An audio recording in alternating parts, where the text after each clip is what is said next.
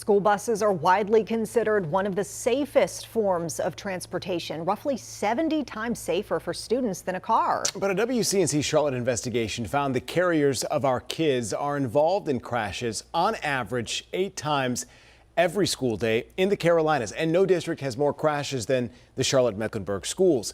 In fact, crash records show it's not even close. WCNC Charlotte discovered while some of the crashes are not their fault, CMS fired a handful of bus drivers last year alone for everything from falling asleep at the wheel while driving students to testing positive for cocaine. However, the district assured our Nate Morabito that it is seeking solutions to keep kids safe on their ride to and from school. Right now, over the summer, CMS tells us it is taking steps to better protect kids. Testing for drugs before a person's hired and then regularly after. Routinely checking driver's licenses for speeding and other crimes. And retraining drivers, especially the inexperienced ones. The district hopes the rest of us who share the road do our part too. When school's in session, they're impossible to miss, both on the road and our airwaves. We just hear boom, and then we all fall. Rolling caution signs with precious cargo on board. Motor vehicle accident within traffic. Too often stopped and surrounded by blue lights. You have to protect them. You have to keep them safe. Not what parents picture when they think about safety. That is the standard that we as the public expect. 100%. And you should. While state records show the number of bus crashes across the Carolinas in recent years has minimally decreased, some crashes continue to send kids to the hospital and in rare cases leave other people dead. And those are just the ones we know about. I mean, we were livid. They did not notify you? They did not. Andrea Higgins says she only learned her kid's bus driver struck a tree branch and shattered a window. She was covered all in glass. When her daughter came home late in February with broken glass in her hair. It was very scary. There's no doubt other drivers are part of the problem. Think about that person that cut you off in traffic. Short on patience. Or that person that wouldn't let you merge into traffic.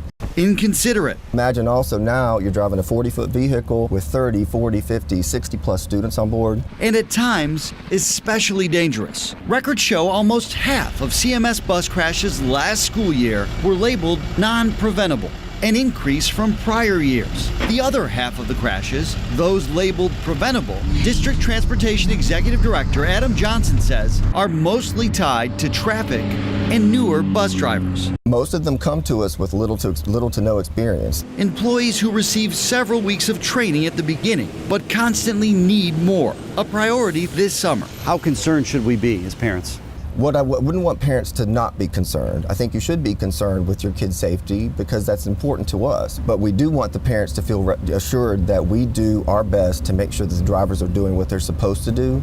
And if we do see things that the drivers are not doing correctly, we get those things corrected. District records show CMS fired several drivers last school year. One directly tied to a crash, another for falling asleep at the wheel while driving students, and a few for failing drug tests, one of them for cocaine.